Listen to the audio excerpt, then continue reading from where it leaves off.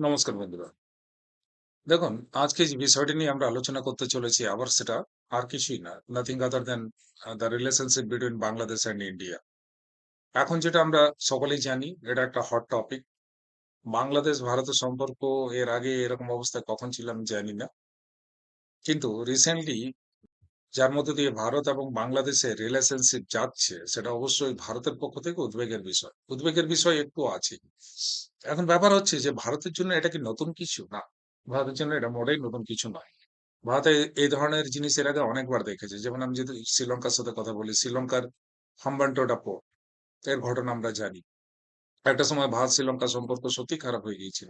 কিন্তু বর্তমানে আবার সেটা স্টেবিলিটিতে ফিরে এসেছে। ভারত এবং শ্রীলঙ্কার সম্পর্ক খুবই ভালো। কারণ শ্রীলঙ্কায় যে ক্রাইসিসটা হয়েছিল এটাও তো অস্বীকার করা যায় না যে সম্পর্ক খারাপের পরেও যে কান্ট্রি ১ম সাহায্যের হাত বাড়িয়েছিল সেটা হলো ভারত। এর পেছনে আমরা অনেক কিছু এক্সপ্লেনেশন হাবিজাবি দিতেই পারি। যেটা সাধারণত এই মুহূর্তে দেওয়া হচ্ছে ভারত বাংলাদেশের সম্পর্কের সাথেও। আমি ভারত বাংলাদেশের সম্পর্কে আসছি তার আগে কয়েকটা এক্সাম্পল নিয়ে নিই। তাহলে আমি শ্রীলঙ্কার এক্সাম্পল দিলাম। মালদ্বীপের সাথে দেখেছি, মালদ্বীপ থেকে পার্সোনালি প্রধানমন্ত্রীকে অ্যাটাক করা হয়েছে। তারপর সম্পর্ক কিভাবে তলানিতে ঠেকেছিল।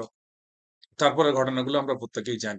আজকে আমরা সেই জিনিসগুলো নিয়ে বেশি ডিটেইলস এ আলোচনা করতে চাইছি না। কিন্তু আমি জাস্ট ২ টো এক্সাম্পল দিলাম যেখানে ভারতের সাথে নেইবার কান্ট্রির সম্পর্ক খারাপ হয়েছে।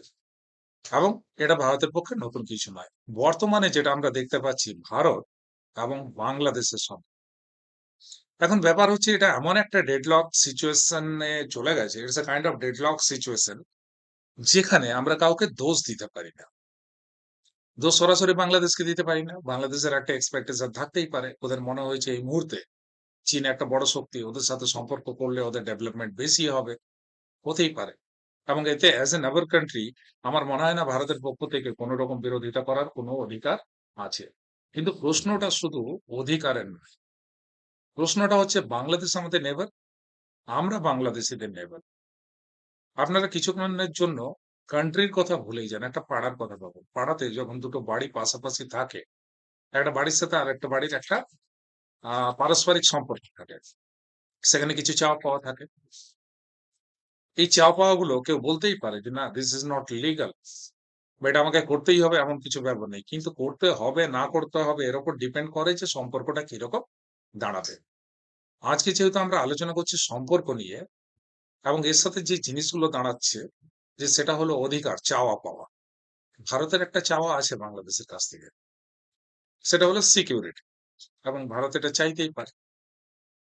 ভারতের একটা সিকিউরিটি কনসার্ন আছে। ভারতের চিকেন নেক, শিলিগুড়ি করিডোর এগুলোকে সেনসিটিভ এরিয়া বলা হয়। ভারত নাও চাইতে পারে যে সেখানে চায়নার মতো একটা পরাশক্তি এসে ওখানে ঘাঁটি গাড়ুক। কারণ এর ফল কি হবে সেটা তো ভবিষ্যৎ বলবে। কিন্তু একটা কনসার্ন থেকেই যায়। এখন বাংলাদেশ ওদের তরফ থেকে বলতে পারে, "I don't care about your concern. I don't care about it. I need to think about my people. I need to think about my development. I don't care about it." বাংলাদেশের এটা বলার অধিকার অবশ্যই আছে। কিন্তু এগুলো যদি দুটো দেশই একে অপরকে বলতে থাকে, তারপরে কি সম্পর্কটা ভালো থাকবে? That is the most important question. আমি জানি বাংলাদেশের সবাই সম্পর্ক খারাপ করতে চায় না। ভারতেরও সবাই সম্পর্ক খারাপ করতে চায় না। কারণ বাংলাদেশের সাথে সম্পর্ক খারাপ করে ভারতের কিছু পাওয়ার নেই।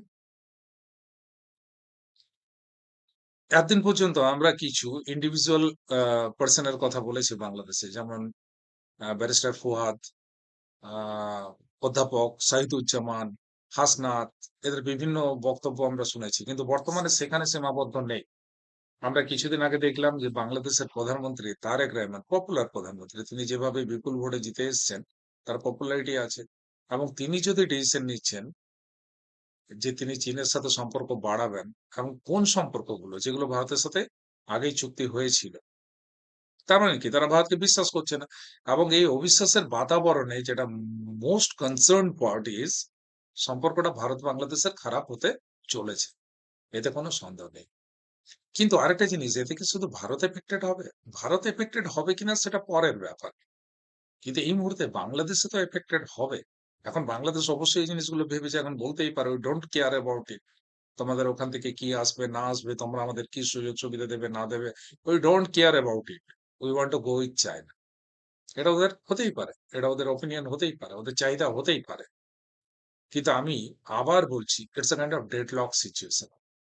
আমি যেটা নিয়ে বেসিক কনসার্ন সেটা হলো the relationship between India and Bangladesh. এবং এই সম্পর্কটা সমসাময়িক কালে যেভাবে যাচ্ছে তাতে কিন্তু আমি সম্পর্ক ভালোর দিকে যাচ্ছে দেখতে পাচ্ছি না। কিন্তু আমি আবার বলেছি এই ধরনের জিনিস ভারতের পক্ষে নতুন নয়। এটা আমরা শ্রীলঙ্কায় দেখেছি, মালদ্বীপসে দেখেছি, অন্যান্য কান্ট্রির সাথেও দেখেছি। কিন্তু সময়ের সাথে সে সম্পর্কগুলো ভালো হয়েছে। আমি আশা করব এই সম্পর্কটাও সময়ের সাথে ভালো হবে। অবশ্য এই সম্পূর্ণ বিষয়টি নিয়ে আপনারা কি মনে করেন? আপনাদের মতামত অবশ্যই কমেন্ট বক্সে জানাবেন।